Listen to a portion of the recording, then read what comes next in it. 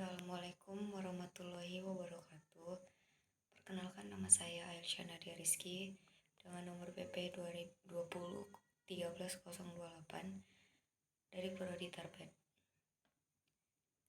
Di sini saya akan menjelaskan definisi mengenai bioproses. Bioproses adalah suatu kajian mengenai proses khusus dengan menggunakan agen biologi atau misalnya bakteri, enzim, dan kloroplas untuk mendapatkan produk yang diinginkan. Bioproses adalah proses untuk menghasilkan suatu produk dengan menggunakan konsep-konsep utama berupa bioteknologi, biologi, dan teknik rekayasa proses. Definisi tentang teknologi bioproses. Teknologi bioproses adalah teknologi yang berkaitan dengan segala operasi dan proses yang memanfaatkan organisme baik dalam fase hidup maupun fase enzimnya untuk menghasilkan suatu produk. Bioproses tidak hanya membahas mengenai teori bagaimana membuat suatu produk dengan menggunakan mikroorganisme. Lebih luas lagi, teknik bioproses memegang kendali dalam desain bioreaktor, studi fermentasi, kondisi operasi, kualitas produk, keamanan produk, dan penunjang produksi lain. Mikroorganisme atau mikroba adalah organisme yang berukuran sangat kecil sehingga untuk mengamatinya diperlukan alat bantuan.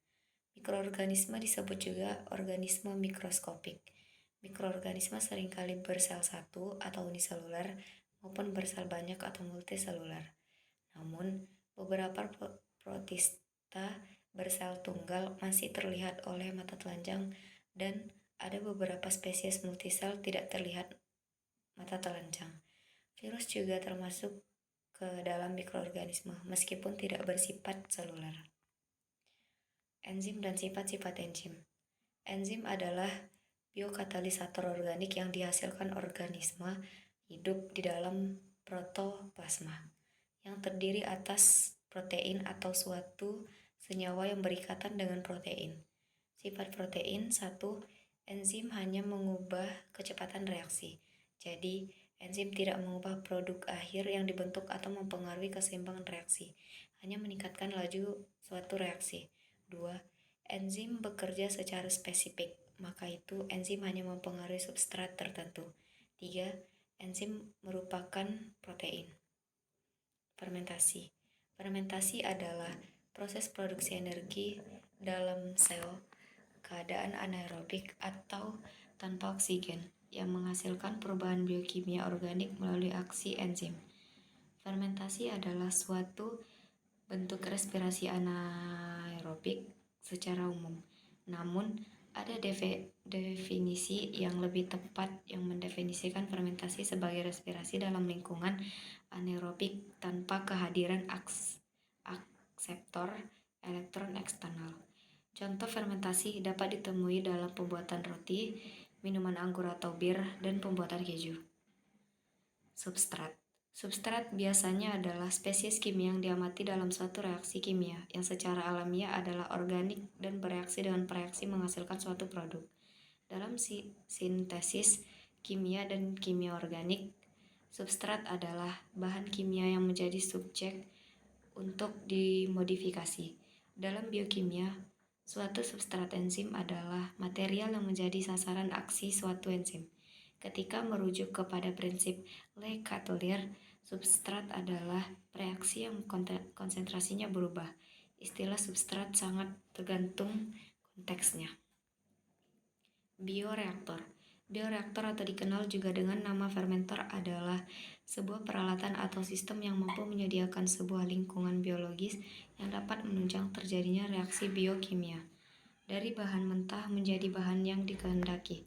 Reaksi biokimia yang terjadi di dalam bioreaktor melibatkan organisme atau komponen bioaktif atau enzim yang berasal dari organisme tertentu, baik secara aerobik maupun anaerobik.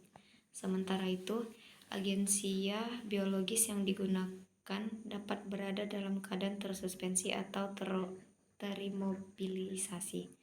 Contoh reaktor yang menggunakan agensia termobilisasi adalah bioreaktor dengan unggun atau bioreaktor membran.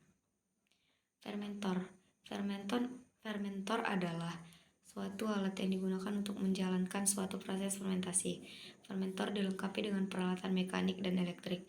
Bahkan beberapa di antaranya dilengkapi dengan sistem kontrol yang berguna untuk mengontrol faktor-faktor atau variabel yang berpengaruh terhadap tujuan akhir fermentasi dalam hubungannya dengan pertumbuhan mikroba.